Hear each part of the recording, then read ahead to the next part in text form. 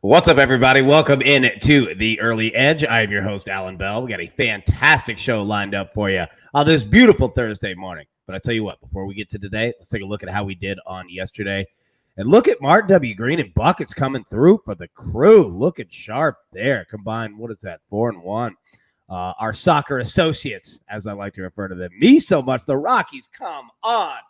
We were right there. Johnny Bowman coming through with the Guardians. Man, they just continue to cash over and over and over on these team totals. Can't wait to see more of it. And speaking of more, let's take a look at our schedule for the week of what we have today. 3 p.m. Eastern, the NFL Prop Shop via Twitter Spaces. Our man Prop Stars will be the star of that one. Come join us for sure. He has so much information in regards to NFL props for tonight, this weekend, you name it, man. If you have anything going on in terms of betting props, this is your show. And then tonight, 7:30 p.m. Eastern, the Thursday Night Football kickoff live stream.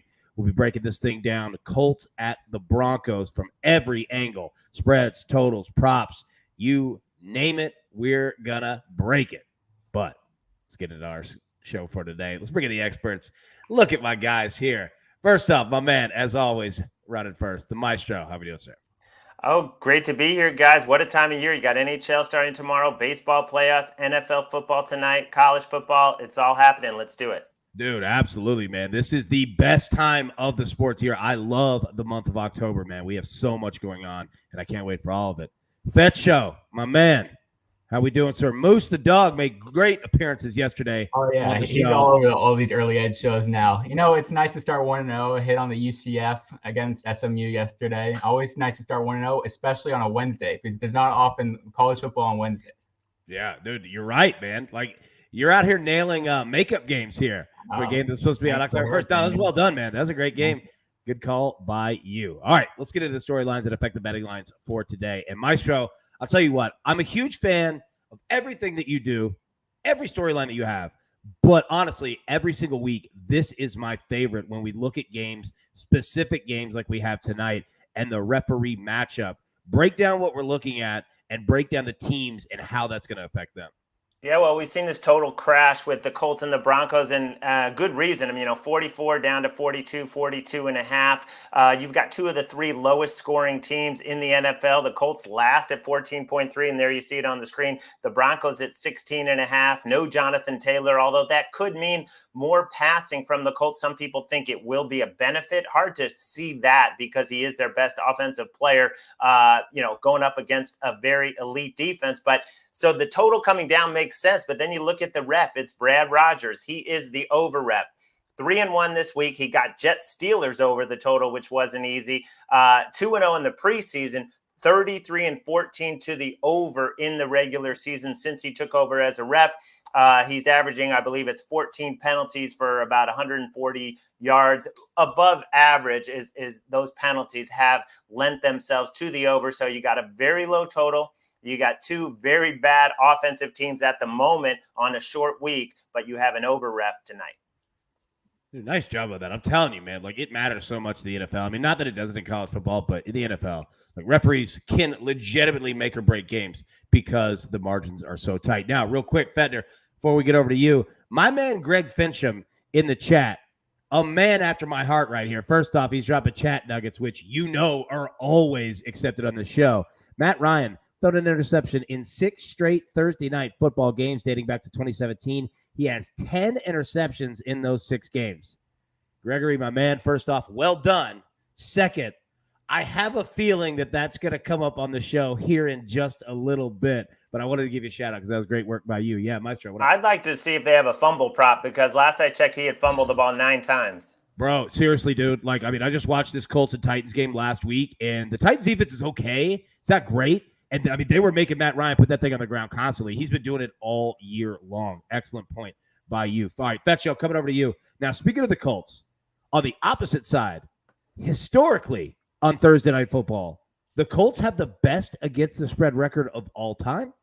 Yeah, they are 14-4-1 all time on Thursdays, so they love playing on Thursdays. And you might think that they're good on Thursdays because they play a lot of home games. No, almost all those games are on the road. They are 11-2-1 ATS on Thursdays on the road. The Broncos are also really good ATS on Thursdays. They are 12-7 all time. That's 6th best. but they're 5-2 at home on Thursdays. But the Colts just seem to dominate all the time on Thursdays. Yeah, they do, and it's fascinating of where this team is, where this team has kind of been built, with head coach Frank Reich and GM Chris Ballard. Colts are hurt right now, man. They've been hurt for a couple of years. Now, real quick, before we get further into the show, got a question directly for you. Our friend Cy says, Larry, are you surprised Colts line hasn't moved even though Taylor has been ruled out? Not really. It's been 3.5, and we were kind of expecting him to not be able to go. I mean, I just think it's hard to lay that kind of a number when you look at the Broncos offense and how many drives have been ending in punts, and they just have not been explosive at all. Williams, who, easily their best running back. They've got the fumbler in Melvin Gordon, and they've got Mike Boone, who dropped 2 passes in his hands that could have helped us cash a backdoor last week, and I'm still stinging over that. With the Broncos getting the points, and he just drops wide open passes on that final drive, which wasn't going to mean anything to the result, but it could have meant something to the spread. Yeah. All right. So first off, great answer there. Second, in regards to the running backs, man, and we're going to break this down later tonight, 7:30 p.m. Eastern for our live Thursday Night Football kickoff show. But I am so fascinated to see, how these quarterbacks and the offensive game plans are put out there. And what I mean is that in regards to the props, so one specifically, you look at Russell Wilson and Matt Ryan, Maestro, as you just said, both of them lost their starting running backs for tonight's game, right? Broncos obviously for much longer than that. But their completion prop is over under set at 19.5. Both of them, right? Like it seems low, right? Like I don't know what to do with it, but man, I'm fascinated to break it down today and later on tonight. All right, let's get into our picks for today. But before we do, let's take a quick break and hear from one of our partners. And we are back. All right, Fetch Show coming right to you, my man. You know what? If you're going to bring it, you got one play NFL, one play college football. Hit us with them, bro. What you got? Yeah, I'm playing Naheem Hines over 3.5 receptions tonight. He's had at least 4 receptions in all but one game this season, and now he's the lead back with Jonathan Taylor out. Matt Ryan last year had 110 completions to running backs. That gives him an average of 6.5 per game going back to last season. Our model has him at 5.8 receptions, so we love the over there. And then I'm going to give you a college football play for tomorrow night. I'm going Nevada -3, alternate line. It's at 3.5, but I like -3 for the push insurance there over Colorado State. The big storyline here is Jay Norvell left Nevada last year for Colorado State, and he's going back to Nevada. So he's going to be in a very hostile environment here. And Colorado State is allowing 7.7 sacks per game against FBS opponents. No team in the last 10 years has allowed over 5.5 per game. So they have historically one of the worst offensive lines. Their quarterback is banged up. Nevada has the 2 best players in this game on both sides of the ball, running back Toa Taua and Dom Peterson. Give me Nevada. Okay, hold on just a second. Did you just tell me that Colorado State is averaging, giving up 7.7 sacks a game? And against in the 3 FBS opponents, 7.7 per game. And my God, I mean, and who did they play? It's not like Colorado State's out here playing Georgia every week. They played Middle Tennessee State right in your backyard. Yeah. They played Washington State. So teams that aren't dominant defensively, but they've just been bullied on the offensive line. And their quarterback's hurt. Well, I can see why. Yeah. I'll tell you this. If you live in a state that offers college prop bets, buddy, I would jump all over that one. That is a horrible, man. All right, Maestro, coming over to you, buddy. You've got one play tonight so far. Well, you got one play on the show. All right. A defensive play. I love it, man. What do you got? All right, well, I'm going to look at Colts linebacker Zaire Franklin. There's no Shaq Leonard, and this guy, I just love his stat line. It's gone from 8 to 10 to 12 to 15.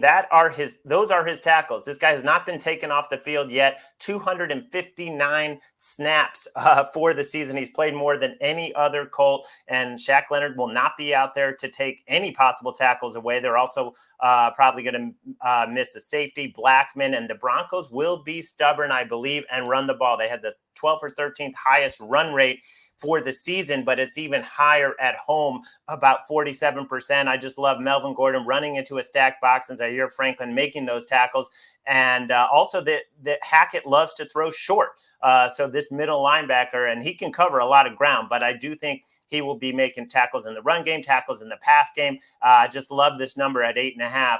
When you talk about his trend line, 8, 10, 12, and 15, he's a breakout player for the Colts. This is my only play tonight. Yeah, this is an excellent play, man. And I'll tell you this, on top of everything that you just said, you look at the Denver Broncos, this offense, short passing game, as you mentioned, and 2, they were on the field a lot, meaning that when you have defensive players on the other side, they have opportunities to rack up tackles, assists. Oh, and I will say one more thing that, Denver is favored. So, 3.5. I'm assuming this will be a tight game. And so they will be able to stick to the run game. And if they lead, then even better, they will definitely run the ball, which helps this prop. 1,000,000%, man. Well said on that. All right, everybody, grab your paper, grab your pencil. Let's take a look at the recap here, courtesy of our man, Jake the Snake. And look, it looks great, man. The Maestro is on Zaire Franklin over 8.5 tackles plus assists, priced at -120. Jacob Fettner is on Naheem Hines over 3.5 receptions tonight, priced -130. Nevada -3, priced at -130. And myself, Alan Bell, I am on Broncos kicker Brandon McManus over 1.5 field goals tonight, priced at -110. Matt Ryan over half an interception. My man Greg in the chat nailed it right there. Well done on that, sir. And then also, I found this on DraftKings. Colts, Broncos, both teams to score 15 or more points, priced at -140. I don't think it's going to be a massive shootout, but 2017 gets us home. 2016 gets us home. I think that at least 15 points for both teams. I like that play a lot. All right, everybody, thank you so much. Boys, any final thoughts that you have here? We got a minute or two.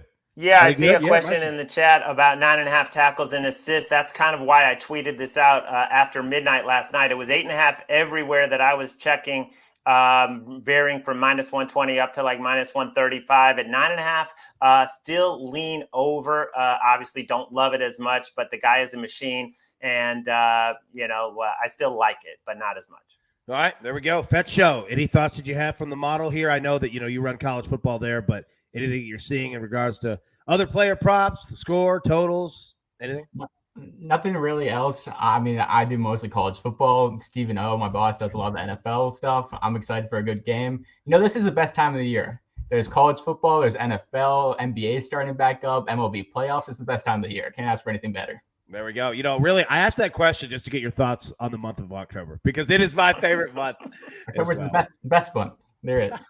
You know what? We're going to need a SportsLine advanced model power ranking of months in regards to sports. So if you and Stephen O could get, no, I'm kidding. Everybody, thank you. Everybody, thank you so much for tuning in. We really do appreciate it. We will be live, as we mentioned, 3 p.m. Eastern today via Twitter Spaces for the NFL Prop Shop with our man Props. We'll be live at 4 p.m. Eastern for the Early Edge and 5, and then 7:30 p.m. Eastern tonight for our Thursday Night Football live kickoff show regarding the Colts at the Broncos. But until then, best of luck. Let's cash these tickets. We'll see you later today. Thanks.